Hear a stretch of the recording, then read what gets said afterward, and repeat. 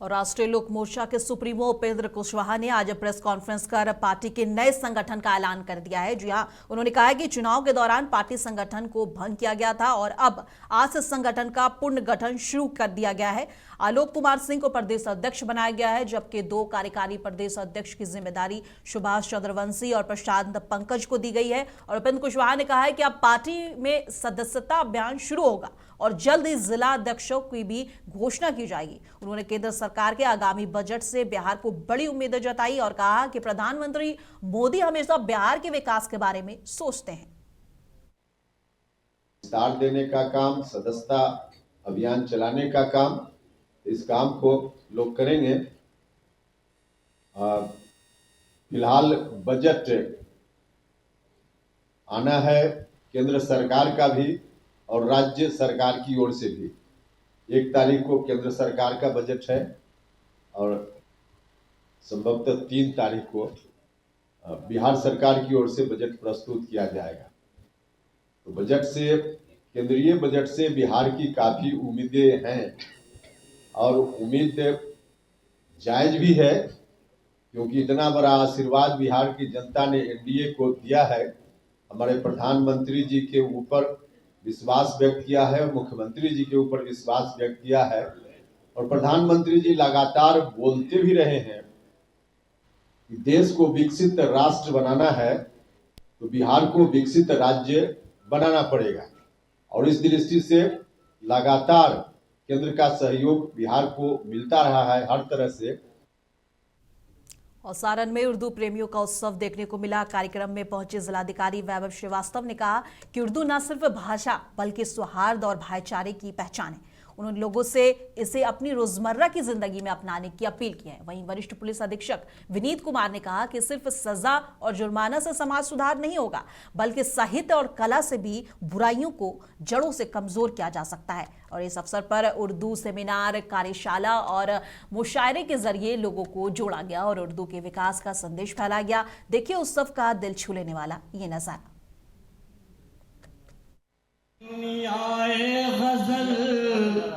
फिर से मुअत्तर हो गई, चुपके चुपके कौन मेरी शायरी में आ गया,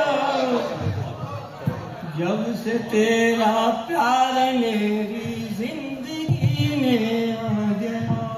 इस वर्कशॉप और मुशायरे में आप लोग भाग ले रहे हैं, इसके लिए आप सभी मेरी तरफ से बधाई के पात्र हैं।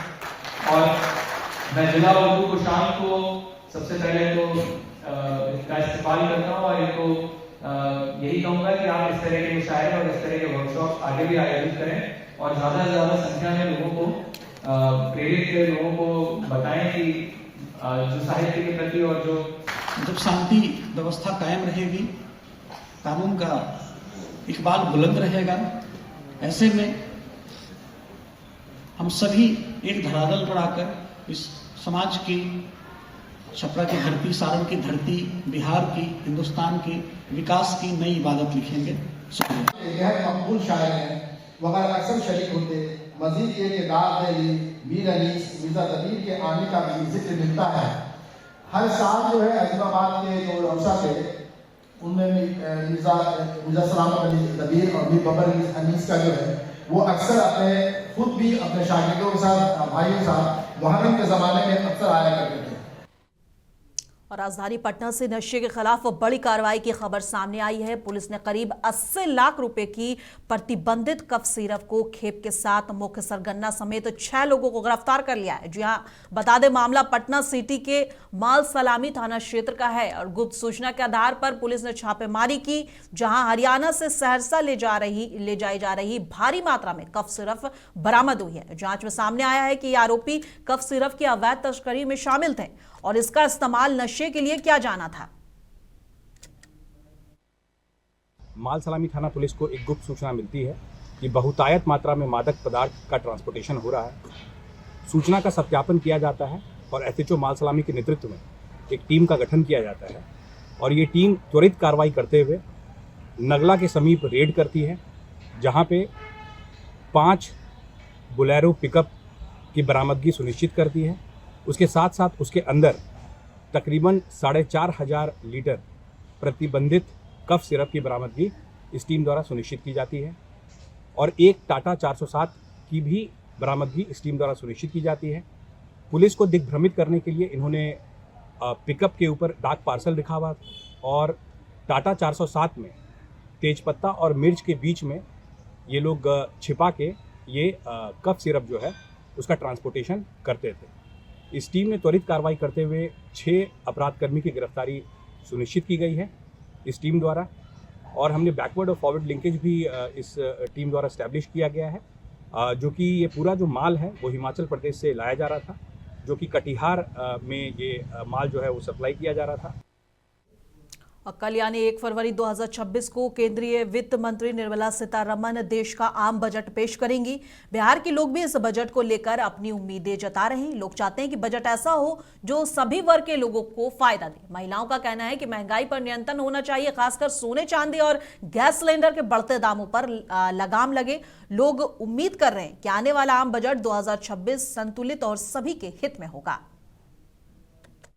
70% आबादी मध्यम वर्गीय है और मध्यम वर्गीय को 2 ही 3 चीज़ों की ज़रूरत होती है। खाद्य सामग्री, जीवन की दैनिक जीवन की उपयोगी वस्तुएं, मोस्टली इलेक्ट्रॉनिक सामान पर हम लोग ज़्यादा डिपेंडेंट हो जाए, चाहे वो स्टूडेंट हो, चाहे वो गृहिणी हो, चाहे हमारे स्टूडेंट हो या किसी भी तरह का काम इलेक्ट्रॉनिक्स के माध्यम से भी के बिना नहीं चलाया जा सकता है। तो इन सब चीज़ों में थोड़ी कीमत कम होनी चाहिए, GST थोड़ा और कम किया जाना चाहिए और विशेष रूप से जो सोने चांदी है तो वो एक तरह से किसी भी परिवार के लिए एसेट का काम करते हैं। विपत्ति में सोना सहारा होता है और सुख में वो श्रृंगार होता है और मध्यम वर्गीय आबादी इसी में जुड़ती है कि अगर बेटी का विवाह है या घर में फंक्शन है या कोई बात है तो ऑर्नामेंट्स जरूर चाहिए। जिस तरीके से उछाल आया है चांदी में और उसके बाद सोना में, चांदी सोना से भी महंगी हो गई है, इन दोनों को कंट्रोल करना बहुत जरूरी है। 20,000 रुपया कमा रहे हैं तो सेविंग नाम में कोई चीज नहीं है। आज के डेट में ऐसा हो गया है कि हर व्यक्ति को कमाना पड़ रहा है। मतलब क्या बोले, किसान को लेकर आप बोल रहे हैं, किसान का बीज इतना महंगा है लेकिन किसान जब मार्केट में बिकने जा रहा है सामान, तो देखिए सामान का रेट क्या हो रहा है।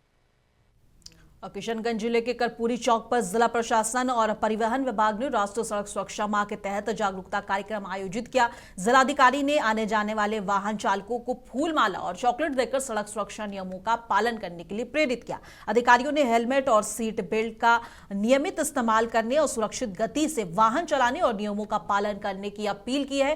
कार्यक्रम के दौरान 2 पहिया वाहन चालकों को फ्री में हेलमेट भी बांटा गया। का लगातार आयोजन चल रहा है और कल तक इसका चलेगा।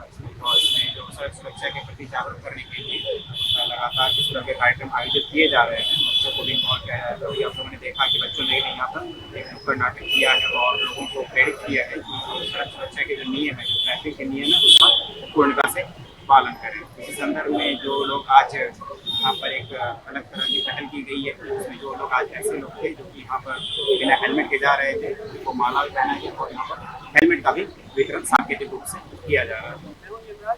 अब जो बिना हेलमेट के आते हैं उसको पकड़ने के लिए आया हूँ।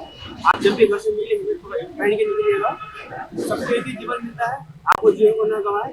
क्योंकि जब भी एक्सीडेंट होता है तो उससे चोट पहुँचाने में लगता है, इसलिए हेलमेट पहनने से माता चोट पहुँच जाता है। मैं सबसे ये कहना चाहूँगा कि जब घर से निकले तो हेलमेट पहन के निकले। बहुत ही अच्छा बात है, जिला प्रशासन के द्वारा हेलमेट दिया गया।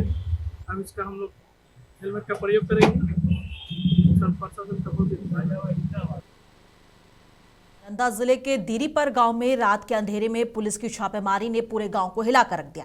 महिलाओं का आरोप है कि घर में घुसकर महिलाओं के साथ अभद्र व्यवहार और मारपीट की गई। पीड़ित परिवार का कहना है कि बिना वजह उन्हें रात में उठाया गया और जब सवाल किया गया तो मारपीट हुई। गांव वाले डर और गुस्से में हैं। सवाल ये है कि क्या ये वही लोग हैं जो कानून की रक्षा करते हैं, अब उसे ही तोड़ रहे हैं।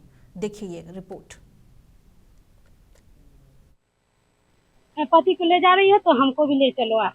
पुलिस किस लिए आई थी? हमारे के लिए? हाँ हाँ क्या चीज? हाँ, वही कुछ का केस था पापा के, तो वही मामला में आई हुई थी पुलिस। और बस मम्मी को ऐसे झोटा पकड़ लेता। हम बोले ना कि काहे हमको मम्मी के मार रहे हैं, काहे मार रहे हैं हमको मम्मी को, जो वीडियो बना भाई को अपना बोले, बड़े भाई को। कितना तो वही 6 गो था महिला पुलिस थी। हाँ 1 गो, लेकिन महिला कुछ नहीं कर रही थी। हाँ वही मार था 3 गो अंदर और 3 गो बाहर थी। पकड़ के ले गया? हाँ, पापा के। अब भाई के मेरे पकड़ के मारा। कहाँ बंदूक दिया, मार दे साला, बोलो मार दे साला। ये ठठरी वाला। और भोजपुर जिले के धनगई गांव से मानवता को झकझोर देने वाली खबर सामने आई है। जी हां, 19 जनवरी की रात एक नाबालिग किशोरी को हथियार दिखाकर अपहरण किया गया और उसे 6 दिनों तक बंधक बनाकर लगातार यातनाएं दी गई। पीड़ित ने किसी तरह भागकर परिजनों को सच बताया। पुलिस ने प्राथमिकी दर्ज की, लेकिन आरोपी पिता पुत्र अभी फरार है। पूरा गांव और समाज पीड़ित के न्याय की मांग में खड़ा है। सवाल यह है कि क्या कानून जल्दी इन दरिंदों को पकड़कर न्याय दिला पाएगा? धनगाई थाना अंतर्गत ग्राम माहुरही से दुष्कर्म का मामला प्रकाश में आया है।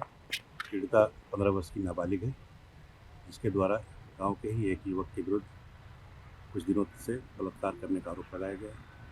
इस संबंध में पीड़िता की मां के लिखित आवेदन का दर्ज धनगाई थाना में प्राथमिकी दर्ज की गई है। घटनास्थल का निरीक्षण ऑपरेशन की टीम द्वारा किया गया है। पीड़िता की पीड़िता का माननीय न्यायालय में बयान दर्ज कराया गया है।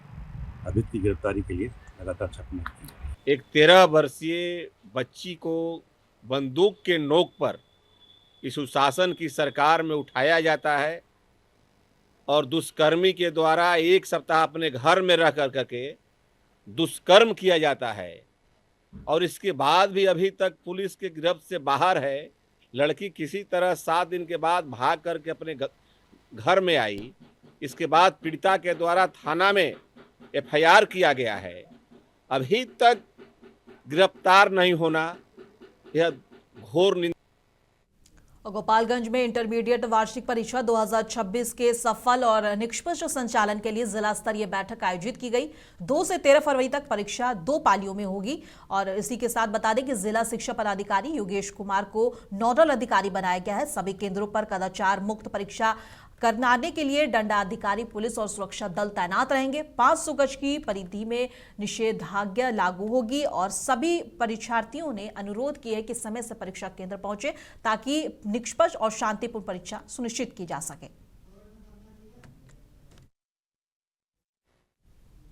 फुलवारीशरीफ नगर परिषद की महत्वपूर्ण बैठक नगर परिषद अध्यक्ष मोहम्मद आफ्ताब आलम की अध्यक्षता में आयोजित की गई। बैठक में विधायक श्याम रजक और सभी वार्ड पार्षद मौजूद रहे। बैठक में नगर परिषद क्षेत्र में चल रही और प्रस्तावित विकास योजनाओं पर चर्चा हुई। विकास योजनाओं पर चर्चा हुई, तो कई योजनाओं को स्वीकृत किया गया और मुख्य बिंदु लाइट का जो NH पर खोजा इमली से लेकर के खगोल रोड BMP 16 तक जो डिवाइडर पे लाइट लगाया गया था, जो जर्जर हो चुका है, बहुत जगह पोल टूट गया है, लाइट बंद है और वो NH के काम के चलते उसका वायरिंग सब डैमेज हो गया है। तो सारे वायरिंग को चेंज कराना है, लाइट का मरम्मती कराना है, करना है, पुलिस से जीवित करना है, वहाँ से लेकर एम्स गोलंबर तक इसका विस्तार करना है। तो ये लाइट का ये काम हम लोगों को करना है।